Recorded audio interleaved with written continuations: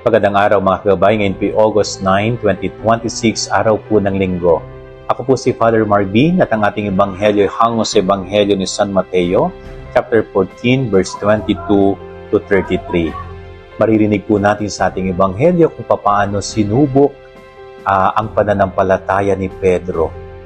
Subalit itong pagsubok na ito ay naging daan ng kanyang mas malalim na pag-unawa sa kalooban ng Diyos, yung kailangan ng pagkakaroon ng malalim na pananampalataya sa Panginoon.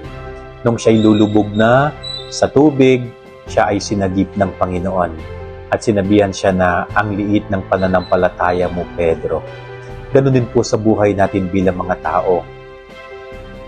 Nagkakaroon tayo ng pagsubok, dumaranas tayo ng mga problema.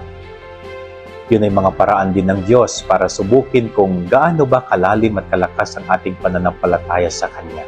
Pero tandaan natin, sinusubok man ng Diyos ang ating pananampalataya sa pamamagitan ng mga suliraning kinakaharap natin, pero hindi po tayo bibitawan ng Diyos.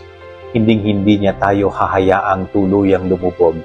Iaahon at iaahon pa rin tayo ng Diyos. Yan ang ating gabay-aral ngayong maghapon. God bless po sa inyo lahat. Pagpalain kayo ng Panginoon.